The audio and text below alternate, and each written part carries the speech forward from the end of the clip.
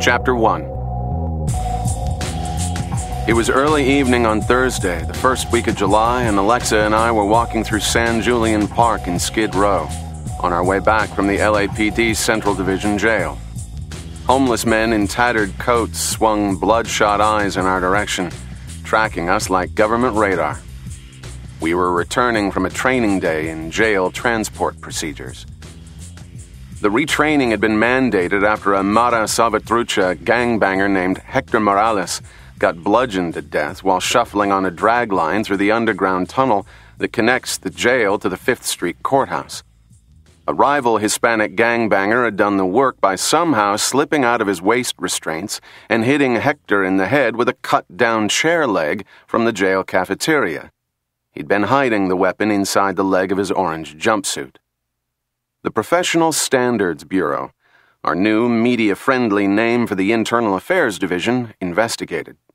All supervisors and detectives above Grade 2 were ordered to undergo a refresher day on incarceration and transfer tactics.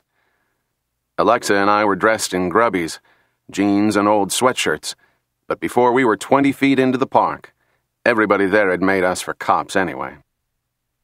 Tony says this surgery is no sweat, but you can tell he's scared, Alexa was saying as we stepped carefully around some dog shit, a pile of trash, and a sleeping homeless couple.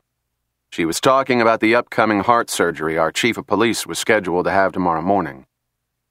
Bypass surgery is getting to be pretty common, I offered. It's natural to be scared, but he'll be okay. Is it me, or does this park smell worse than ever? Alexa said, changing the subject. Like a big outdoor latrine. July heat, I answered. It always smells worse in the summer.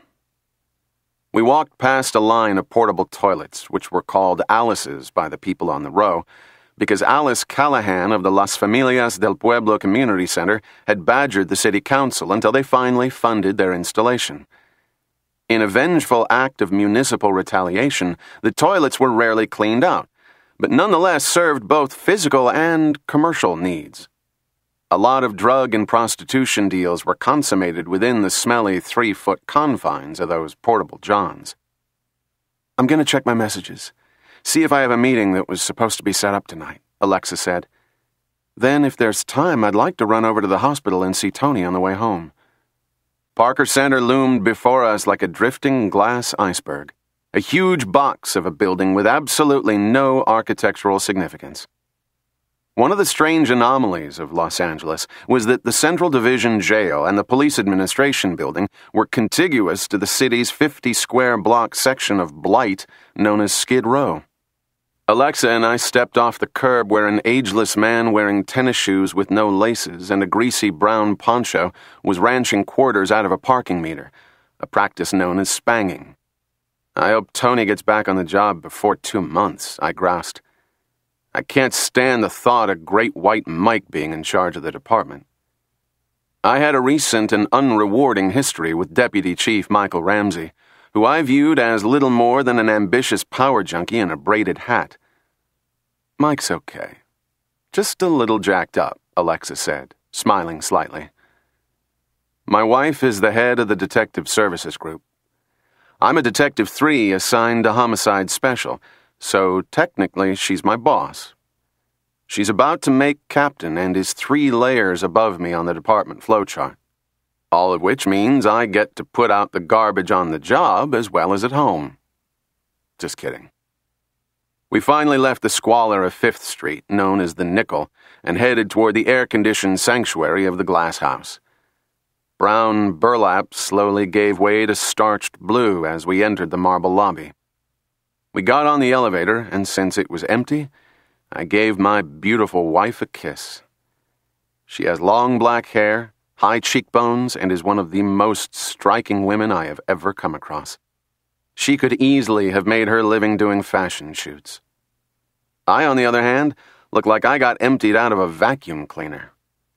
I'm 5'11 and a half, lean and gristly. Topping this unholy collection of scars and medical mistakes is a hammered flat nose and short black hair that never quite lies down. All of this makes me resemble a club fighter who stayed in the ring too long. It's a miracle Alexa ever agreed to marry me. But then, if Julia Roberts could once marry Lyle Lovett, I guess anything is possible.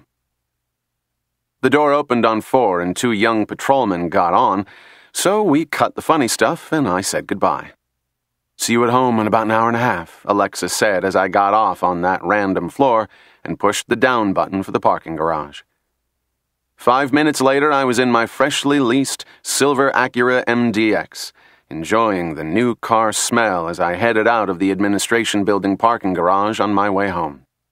A bleak landscape of urban blight and human misery passed by outside, but I was oblivious with the windows up and the AC on.